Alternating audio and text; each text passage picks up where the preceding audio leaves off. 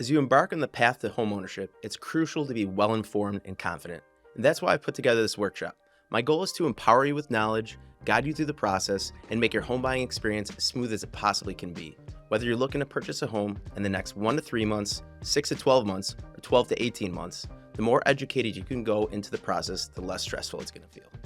I'm John Majewski, a licensed associate real estate broker based in Western New York. With a career spanning several years, I've facilitated transactions totaling over $30 million in sales, earning recognition as a top 50 agent in the region.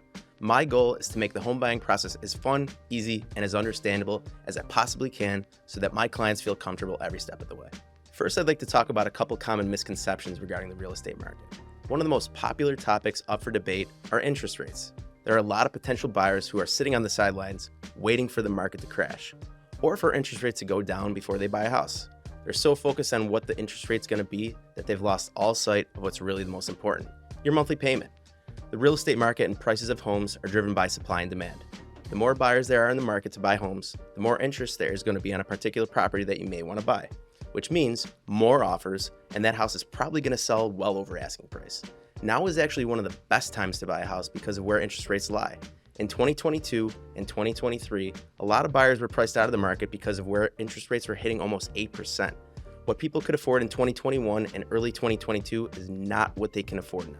In 2024, the Federal Reserve is expected to lower interest rates 3 or 4 times.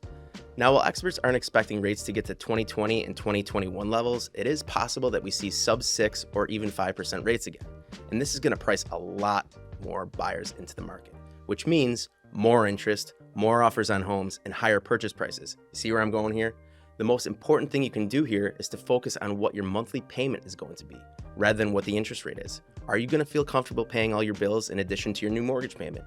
Are you going to have extra money to still go out and have fun with your friends and family after the mortgage is paid? If the answer is yes, who cares what the rate is? While there aren't as many buyers in the market right now, buy now and you can always refinance later. Another common misconception is, I'll never get the home that I want. Now let's understand that the reason the real estate market got to the point where prices were through the roof is because there's simply not enough homes in the market, supply, to meet the demand of the amount of buyers out there. However, with a little patience and a good strategic plan in place with your agent, there will be plenty of homes hitting the market in the coming months. There are likely to be more houses hitting the market in the spring and summertime rather than the winter.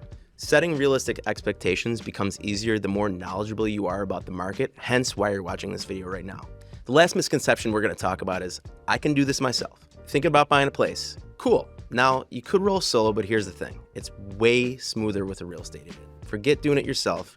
Working with a realtor is like having a home buying wingman. They know the game, they know the neighborhoods, they know the market trends. An experienced agent has also built long-term relationships with other agents in your marketplace. They know the whole deal. Working with a seasoned agent is going to help you score deals that you never would have snagged yourself. No need to drown in the paperwork or get lost in the nitty-gritty. Agents handle all that for you. Don't buy a house without an agent. Just don't do it.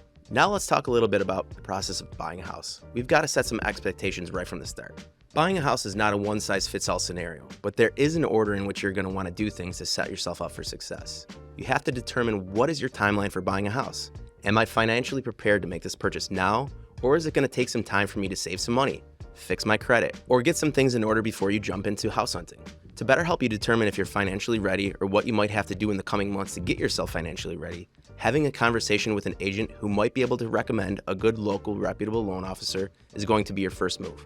A lot of people think agents want you to get pre-approved first so we know how much money we can make, and that is not the case at all.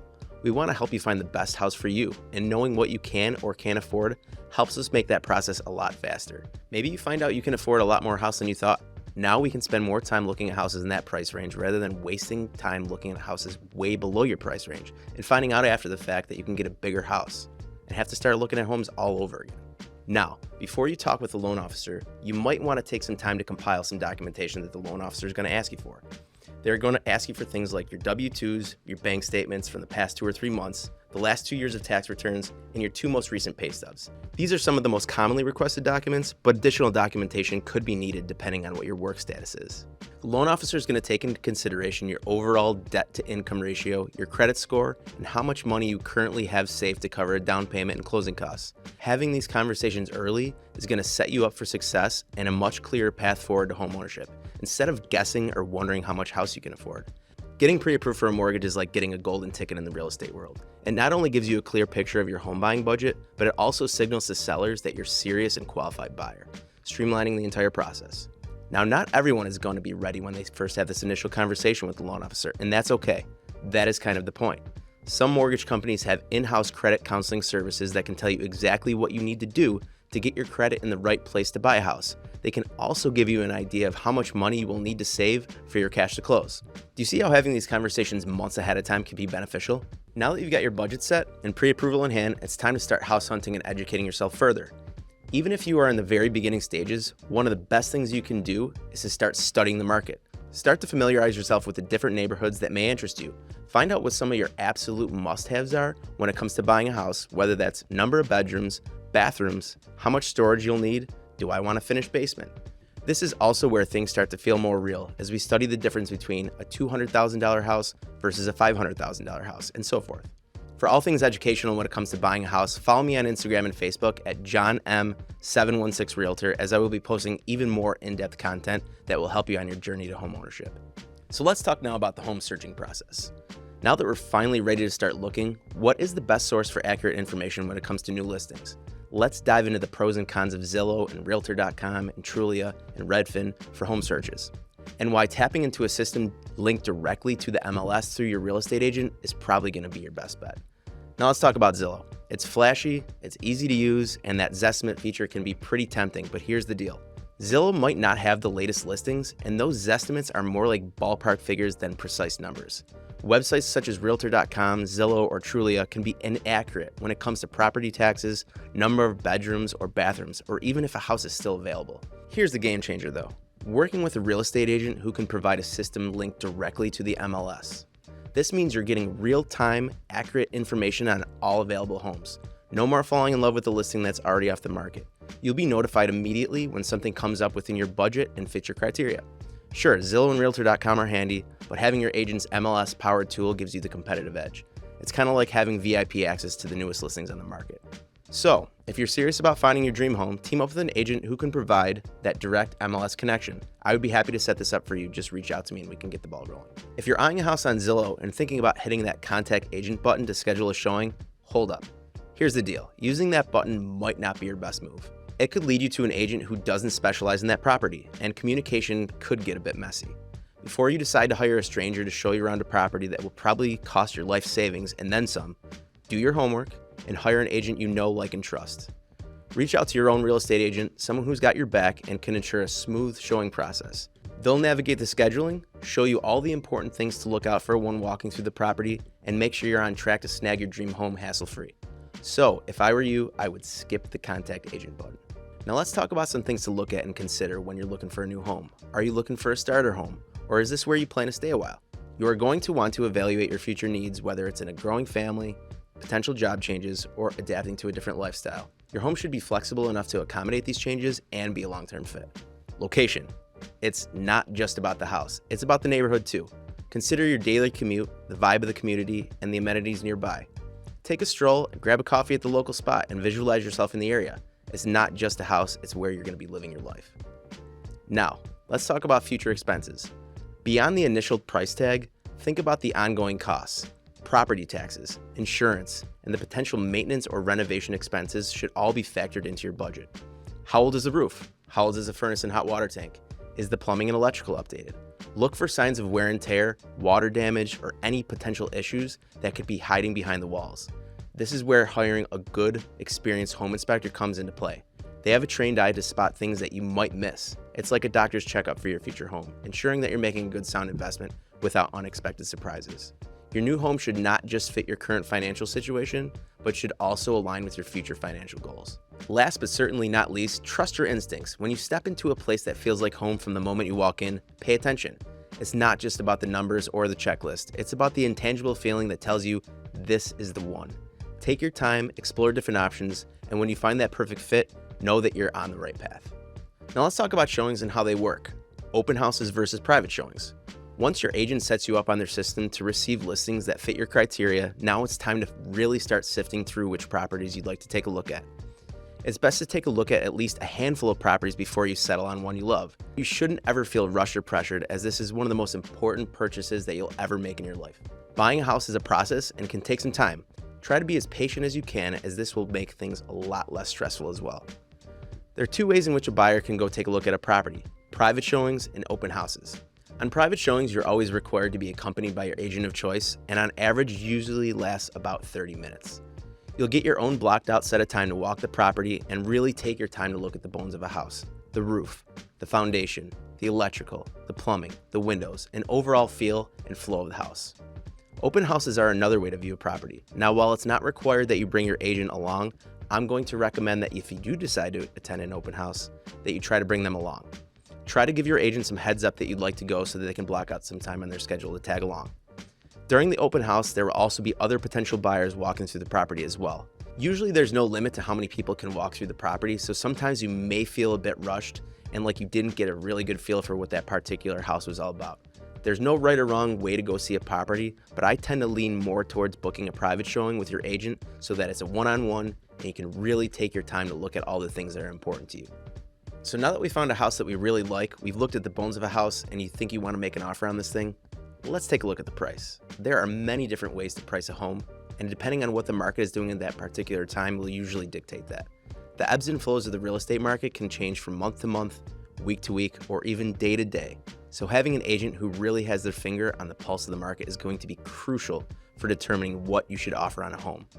A lot of times the listing agent on the other side of a deal will price a home lower than they expect it is truly worth to drive competition and to get as many people into the property as possible.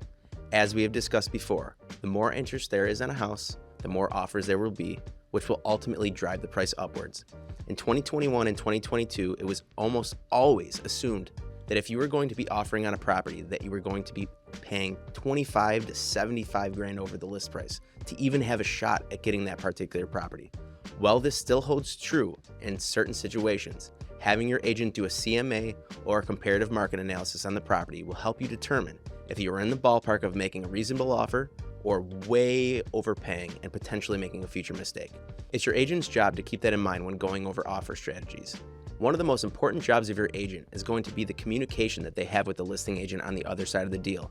Your agent should always be asking questions like, how many showings have you had in the property? How many offers do you currently have on hand? Or how many agents have you spoken with that said they will be bringing an offer? It is only at that time that once your agent has this information at hand that he or she can truly counsel you on what you should be offering on a house.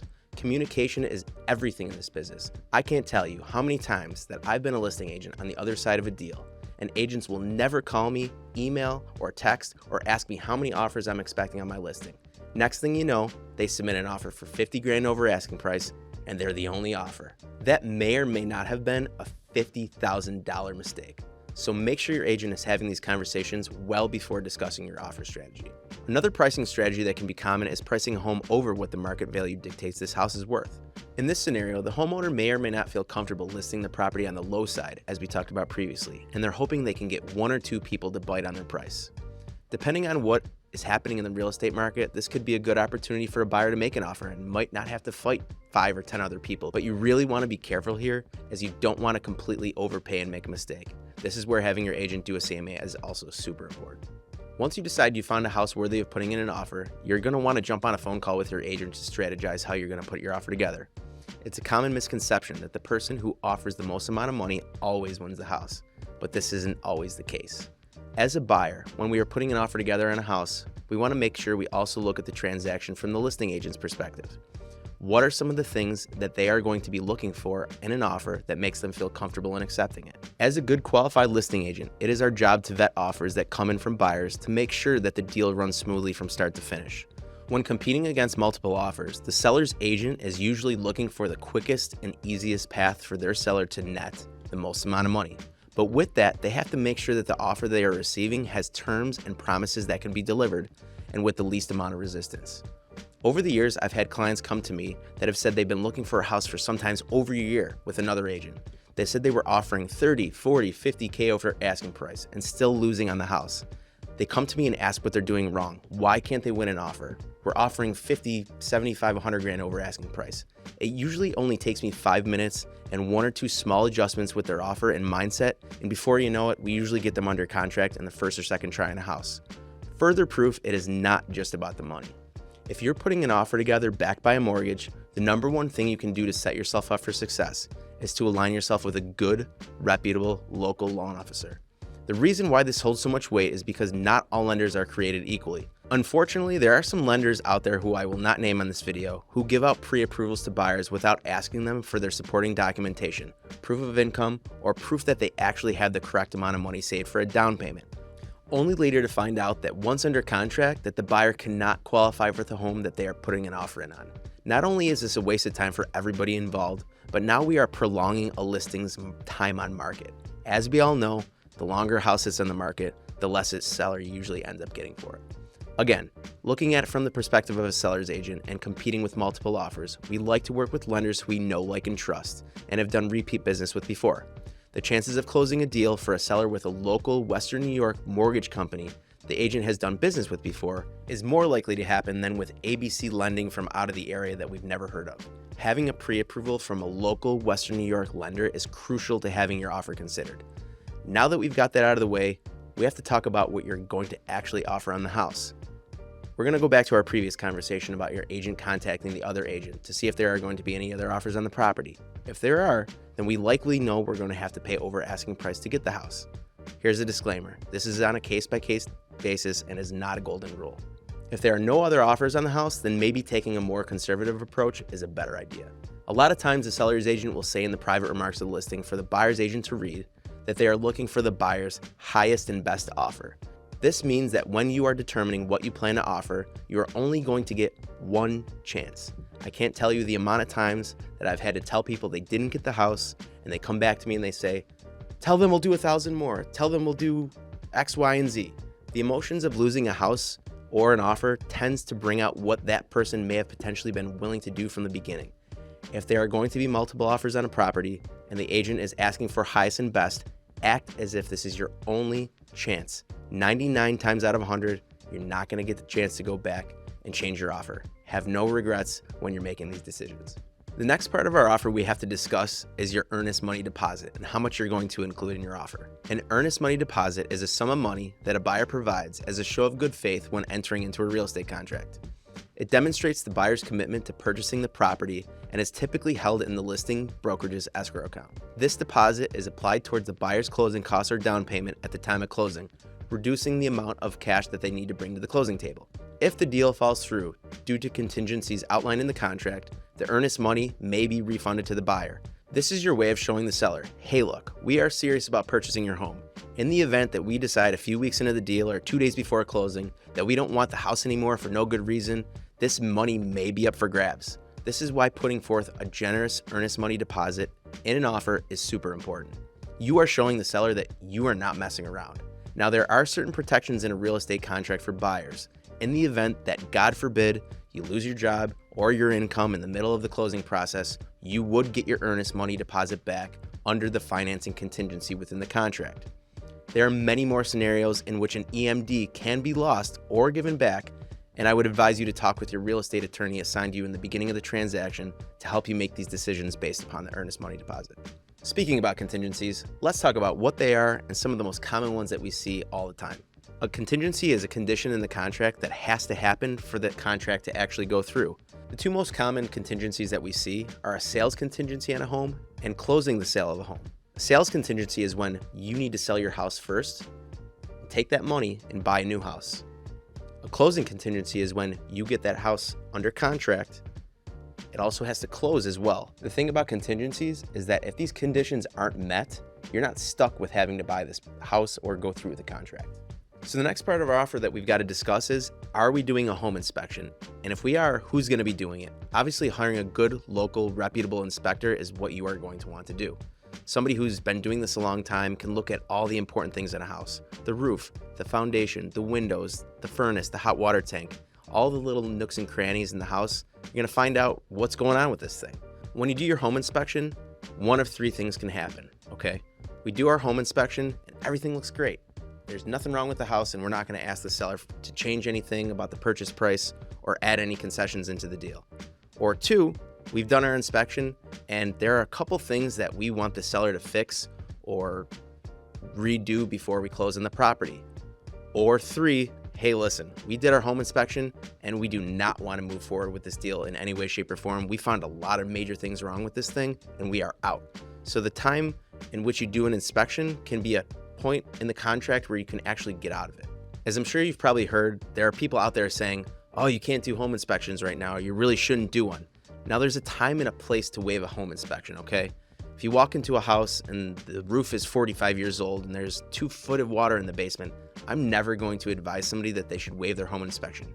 However, if there's a multiple offer situation and you walk into a property and a lot of the big things about the house are done, the roof is newer, the hot water tank's newer, the furnace is newer, and you walk in and we can look at the major things and say there's really not much wrong going on here, then okay, maybe we talk about waiving a home inspection to become more competitive. The seller is going to be looking for the path of least resistance, and if he has an offer with a home inspection and one without a home inspection, he may choose to take the offer without an inspection. And the reason is because you are not giving the seller an opportunity to have to either fix something or redo something. You're simply saying, I'm moving forward without checking on these things first. Waiving a home inspection is one way that you can remain competitive without just throwing more money at a house. This is what we talked about before. This is not just always about the most amount of money. It's about the quickest and easiest path to the seller getting paid. Once we talk about the conditions of our offer, we're going to put this thing on paper and we're going to submit it to the listing agent. We're going to cross our fingers. Basically what happens is they're going to go back to the seller and they're going to review it with them. They're going to go over all the offers and usually they'll give us an answer within 24 hours. So once your offer gets accepted, you get a call from me and you find out you got the house. Congratulations. So now what? What happens between an offer accepted and closing day? So basically what's going to happen next is you're going to go through an attorney approval process. The buyer's agent is going to give a copy of the contract to the buyer's attorney, and the seller's agent is going to give a copy of the contract to the seller's attorney. Both attorneys are going to review the contract and make sure it's a good legal contract for both sides of the deal. Once the attorneys approve the contract, they're going to issue an attorney approval letter saying that they're good to go. If you are doing a home inspection, this is where you would have 3 days to conduct your home inspection and get the sellers the result of that home inspection, whether you're moving forward, asking for a price reduction, or concessions in the deal. Let's say we are moving forward with the deal. After that, you've got 2 business days to get the seller your earnest money deposit. Once you give them the earnest money deposit, it becomes super official. Congratulations, you're under contract. For the next 4 to 6 weeks, you're going to start the process with your loan officer of compiling even more documentation and going through the process of actually applying for your mortgage and qualifying for this mortgage. They're going to ask you for a lot of stuff and it may feel super stressful, but just bear with them. You're going to get through this, I promise. Once you have all of the documentation that the loan officers are asking for, they're going to submit it to underwriting and they're going to do a further review of your finances and your personal situation. Once you get your files submitted to underwriting, you're going to do a lot of waiting and you're going to say, what's going on? What are we doing here? Are we ever going to close on the house? There's a lot going on behind the scenes that we don't need you for. During that time period in which you're applying for the mortgage and qualifying for the mortgage, the attorneys are also doing their due diligence on the property. They're making sure there's no liens on the property. They're making sure there's no bad debt on the property. They're pulling the title and making sure it's clean so that when you take over the house, it's yours free and clear. They're also ordering a survey to make sure that there's no discrepancies within the property and make sure that the boundaries of the property lines are where they should be. Once the underwriters clear you to close, you're going to get an email and also probably a text or a call from me saying, congratulations, you're cleared to close. Within 24 hours of setting a closing date, we're going to want to do a final walkthrough. We're going to walk through the property and we're going to make sure that it's in the same exact condition that it was when we first originally went to go take a look at it. And if we did an inspection and asked them to fix anything, this is where we're also going to want to make sure that these things are taken care of before I give you the keys to close. So after we did our final walkthrough and we make sure everything's good, we're going to let the seller's agent know that we're good to close and we're moving forward. The next day, you're probably going to go to the attorney's office and you're going to sign your name 7 billion times. And once you do, you officially own the house. Congratulations, you're a homeowner. Look, I know we went over a ton of information, but here's the thing. I want you to feel as educated and confident as you possibly can going through the process so that things are a lot less stressful for you. Even if you're not working with me, I want you to have this resource so that you are better prepared no matter who you're working with. Now, if you do want to work with me, the best way to reach out to me would be call, text, email, follow me on Instagram, follow me on Facebook at JohnM716Realtor, and I would be happy to help you out with the home buying process.